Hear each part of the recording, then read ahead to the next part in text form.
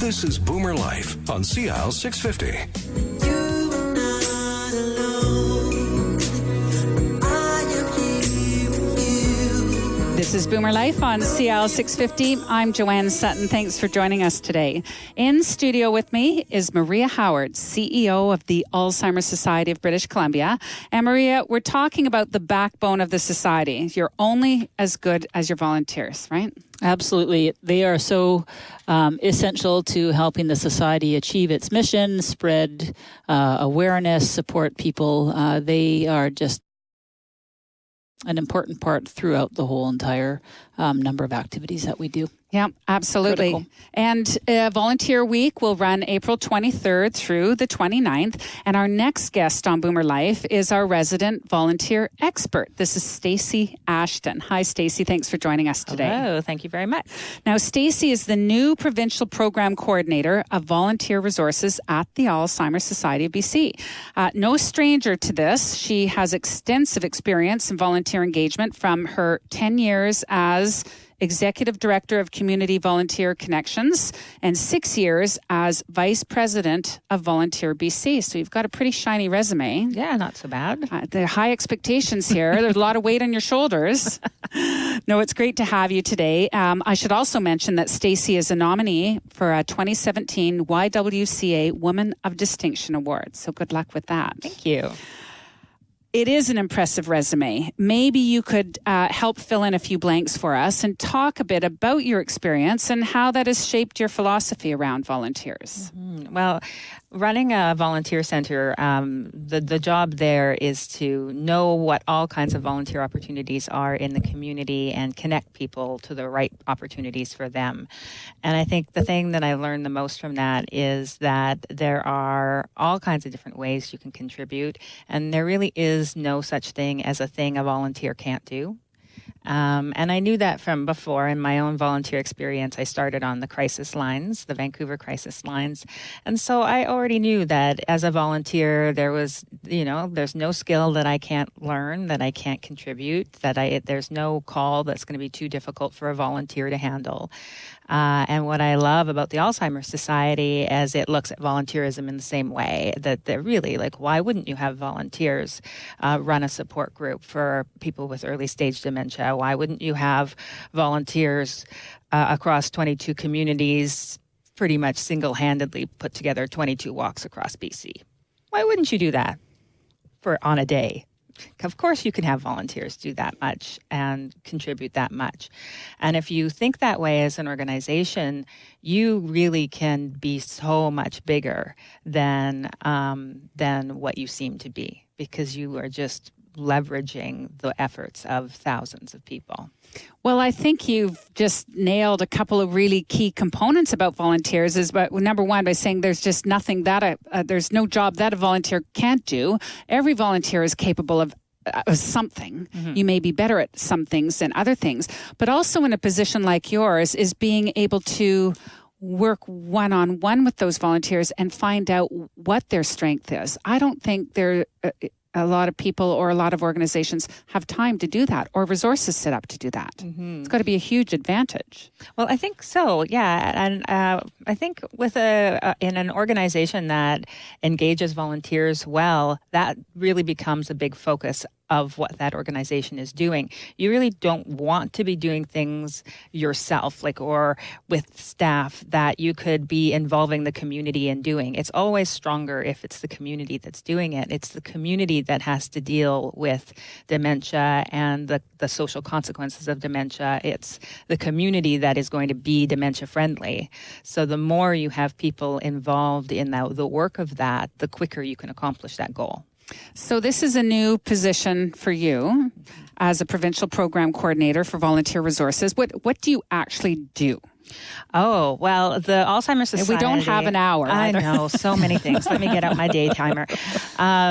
The society is already really strong in how it engages volunteers. I got to come in a year prior in 2015 and do a bit of a contract where I assessed and made recommendations around the volunteer program. And the main thing I found was you have the bones for an amazing volunteer program. You've already got a high level of staff and volunteers working together. You've got a lot of passion and commitment to volunteerism.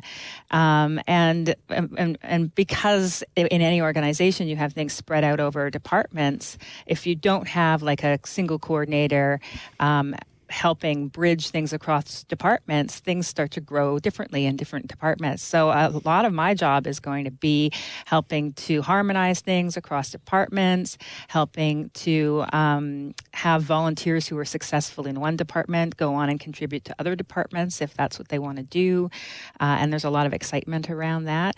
One of the great things will be having a full-on count of how many volunteers the Alzheimer's Society actually has. And we have about 400 or so in our programs and services, but then we easily have another 500 that are involved in all of the events that are done. The contribution is really outstanding, and so being able to keep an eye on that and keep that healthy and maintain that as the society grows it's a huge challenge and a great opportunity. I guess you're always looking to recruit new volunteers as well, and how do you motivate people, and how do you do that? Honestly, a lot of it is just putting the call out. We get easily, 5-6 volunteer applications every week. And that's just the ones that come to me. We have 15 resource centers across BC that are also intaking volunteers from the calls that we put out. Mm-hmm. And the volunteers who come through my desk personally, they often have stories of being touched by dementia, having dementia run in their in family members, and really wanting to come and make a difference for other people who are going through that journey. We have people who want to go into the medical field and really feel like having that experience working with people with dementia is going to make them better at their jobs. So we just see a lot of, it's not that difficult to recruit. All you do is you ask, and the people who have a heart and a commitment for it come forward. They come forward. The cream rises to the top. Mm-hmm. Yeah. So let's talk a little bit about different volunteer positions within the society. We just spoke with Robert Piazantine. He's one of the board of directors of Volunteer Vice Chair. So the board is just one type of volunteer role that people can participate in to support, and we know that there's a number of other positions. Are there actual Monday to Friday office positions that are volunteers? And we know that you recruit a lot for different events like the Walk for Alzheimer's, and we'll talk about that in the next segment as well. But give us an idea of some of the other types of roles that people can play. Sure, yeah. I think one of the earliest roles that volunteers played at the Alzheimer's Society was through the support groups. So people coming together with a shared experience of caring for someone with dementia and wanting to share the tips and the tools and what they were learning and experiencing around that. And that's become formalized into the support group facilitator role.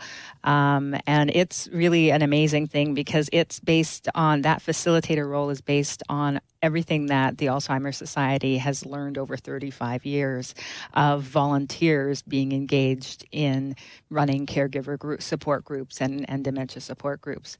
So it's kind of homegrown in that way, and a testament to all of the knowledge that volunteers have shared over the entire history of the society.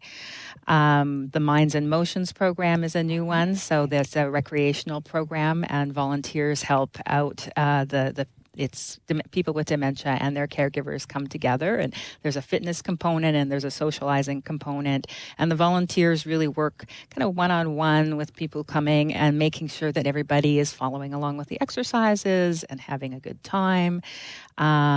We have volunteers who run workshops. We have volunteers who do data entry, who do office work and help keep everything organized and on track. We have a lot of volunteers running events. And we have an Anything for Alzheimer's. So you can literally run pretty much any kind of event that you want and donate the proceeds to Alzheimer's. And that's another way that people contribute. I'm not sure who to ask the question of, Maria Howard as CEO or Stacey Ashton. it's a big organization. There's a lot of people here. And you as CEO, Maria, like, do you have contacts with the volunteers, or is there a big separation between you and the people volunteering their time and services? Oh, no, not at all, because firstly, the board are volunteers, and so I report directly into the board. So, those are volunteers I interact with daily. There are lots of volunteers in the society who are business leaders who volunteer in different ways and help with networking and raising awareness. So I think I can't think of anybody in our organization who would not have some type of relationship and contact with volunteers. We just do that all in different ways and with different priorities. I asked this of Robert when I just spoke to him a few moments ago, and I'll ask you, Stacey, do you have a personal connection to Alzheimer's or dementia? Not in my family, no. It's not been something that's been a part of my family as of yet. John Mann from Spirit of the West is probably my favorite performer of all time, and he's going to be he and his wife are honorees at the Vancouver Walk this year, and I saw him at his last concerts. He's got early stage dementia, and it's progressed quite rapidly, and so he ran his final concerts which were beautiful. He was fully supported by the rest of the band to sing as well as he could, and the whole all of us there as fans were just there to help him experience the best last concert that he could have, and that I think is what drove home to me how dementia is not a normal part of aging, how it is a thing that comes in and takes away people that you love and would want to be able to have with you longer.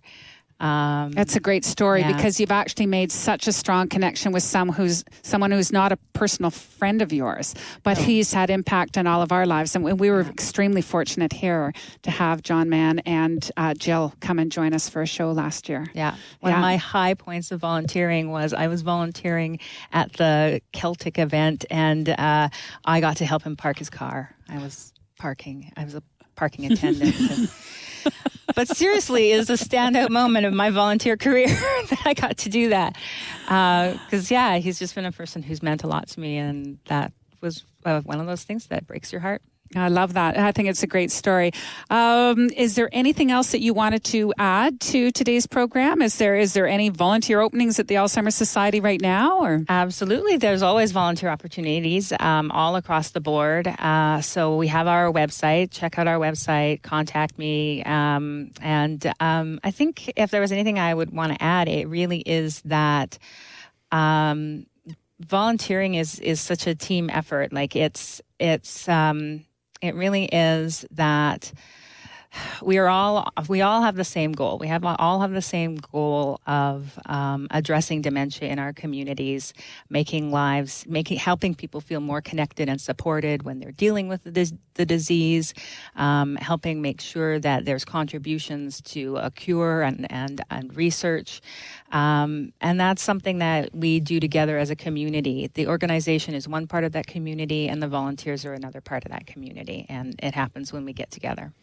Stacey Ashton, thanks a ton for your contribution on today's show and all the work that you do so far and in the future with the Alzheimer's Society of BC. Thank you.